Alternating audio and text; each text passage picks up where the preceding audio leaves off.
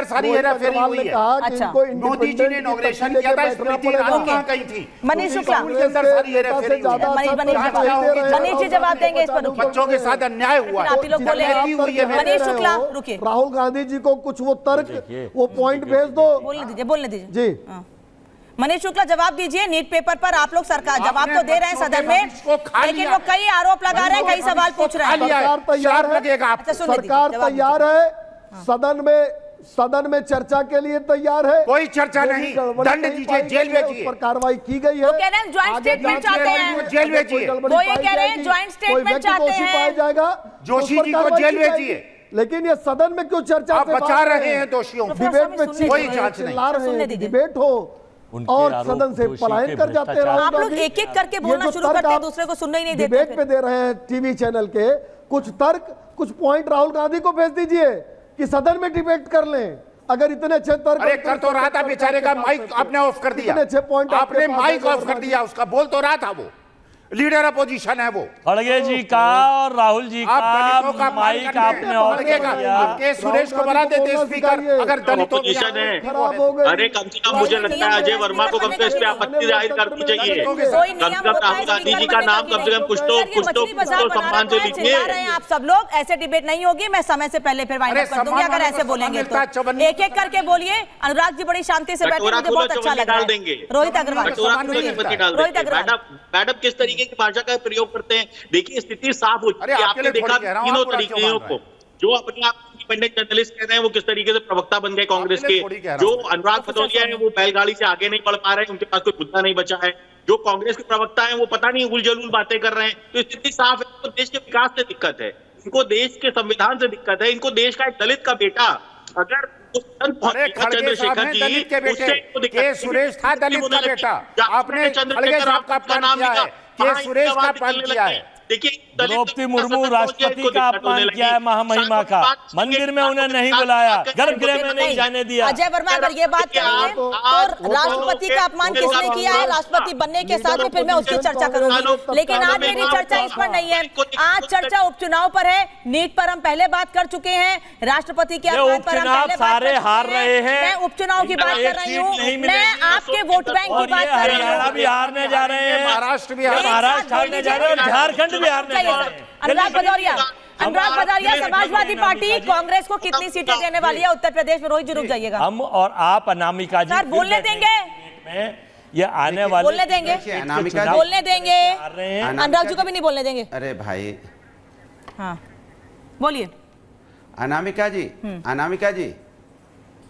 जी, मुझे आपसे एक बहुत शिकायत है, हाथ जोड़ के विनती है। उत्तर प्रदेश भाई देखिए, बीजेपी के प्रवक्ता भला आदमी है, अब उससे आप काम पूछ रहे हैं, क्या काम किया सरकार ने, कहां से बताएगा बेचारे को, जब सरकार ने काम किया नहीं। आप उसको क्यों तंग कर रहे हैं? उससे मत पूछिए, उनको चुपचाप बैठे रहने दीजिए, वो बेचारे कुछ बता नहीं पाएंगे क्योंकि सरकार ने कोई काम किया नहीं है, सरकार की पोल बेचारे खोल नहीं पाएंगे, तो उनको तंग क्यों कर रहे हैं आप? बेचारे उनको टॉर्चर कर रहे हैं 3 देर से आप। क्या बताइए मनीष शुक्ला जी, आप बताइए। अब मनीष शुक्ला जी क्या बताएंगे, बताइए। मनीष शुक्ला बताएं कि यहाँ बारिश में यहाँ रोडें टूट गई उत्तर प्रदेश की। मनीष शुक्ला जी बताएं कि यहाँ पानी भरने लगा। मनीष शुक्ला जी बताएं कि यहाँ पे यहाँ पुल टूट जा रहा है। मनीष शुक्ला जी बताएं कि एयरपोर्ट गिर जा रहा है। वो बेचारे क्या बताएंगे? मनीष शुक्ला बताएं कि यहाँ पे पर्चा लीक हो गया, यहाँ 25 लाख बच्चों की भविष्य दिन भटक गया। मनीष शुक्ला बताएं करोड़ों परिवार यहाँ पे बर्बाद हो गए। अनुराग भदौरिया, आप ये सवाल अगर उत्तर प्रदेश में पूछ रहे हैं ना, अगर आप उत्तर प्रदेश का मुद्दा उठाएंगे तो आपको दिल्ली की बात भी करनी पड़ेगी सर।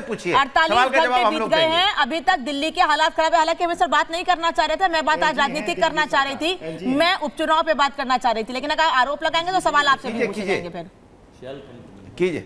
हाँ आप पानी भरने की बात कह रहे हैं ना, तो दिल्ली की तस्वीर नहीं दिख रही है? नई दिल्ली हाँ दिख रही ना, एनडीएमसी किसके अंडर में आती है? एनडीएमसी दिख रही है, बता दीजिए आप। पूरे लुटियन जो डूबा पड़ा है बीजेपी के हैं दिल्ली में, किसके अंडर बड़े नेता हैं, उनका दायित्व ज्यादा है, प्रधानमंत्री दिल्ली में रहते हैं। नहीं जानते हैं न्यू दिल्ली में आप दिल्ली के रहने वाले होने के बाद भी आप यही बात कह रहे हैं सर, दिल्ली में डेवलपमेंट की जिम्मेदारी सर,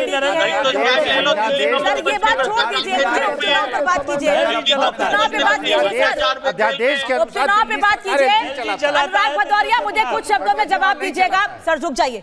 अनुराग भदौरिया मुझे कुछ शब्दों में जवाब दीजिएगा कि समाजवादी पार्टी कांग्रेस को कितनी सीटें देने वाली है, बस इतना बता दीजिए बस। उपचुनाव में। जीतनी चाहिए। अच्छा, इसकी ये सुन लीजिए, समाजवादी पार्टी इंडिया गठबंधन एक है, मिलके अपने आपस में तय कर लेगा, उसके लिए आपको परेशान होने की जरूरत नहीं है और ना स्क्रिप्ट पढ़ने की जरूरत है। और कृपा करके बीजेपी की प्रवक्ता को परेशान एक चीज रट के आ गए हैं, एक चीज रट के आ गए हैं अनुराग भदौरिया आज, और उसी को लगातार बोले जा रहे हैं। अनुराग भदौरिया सिर्फ एक चीज रट के आ गए हैं आज, स्क्रिप्ट क्योंकि समाजवादी पार्टी में इनको हमेशा से स्क्रिप्ट मिलती रही है,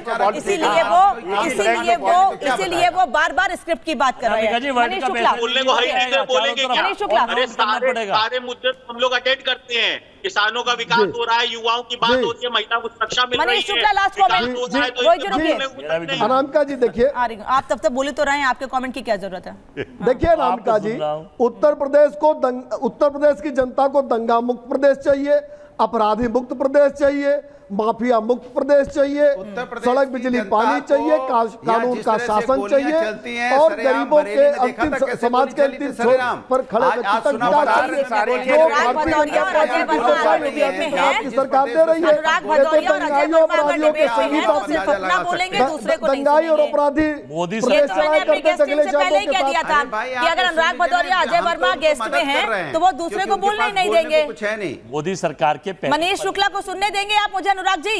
नहीं, मैं तो बीजेपी के प्रवक्ता की मदद कर रहा हूँ। नहीं, आप मत कीजिए मदद, वो कर लेंगे अपनी मदद को। चिल्लाने दीजिए, बोलेंगे ये तो अपराधियों और दंगाइयों के साथ रहे, यही इनकी संस्कृति है, सभ्यता है। वो क्या बोलेंगे कि आप लोग ऐसे ही लड़िए, आप लोग ऐसे ही लड़िए, और आपकी लड़ाई आपको तो फायदा पहुंचा रही है लेकिन जनता को फायदा नहीं पहुंचा रही है। आप वोट बैंक की राजनीति कीजिए, आप एक दूसरे पर आरोप लगाइए, आप न्यूज चैनल के डिबेट के मंच को अपना भाषण का मंच बना लीजिए, लेकिन जनता का इससे कोई फायदा नहीं होने वाला है। कम से कम इस निष्कर्ष के लिए आज सवाल नहीं पूछा था आप लोगों से। धन्यवाद आप सभी का जुड़ने के लिए। महाभारत में इतना ही।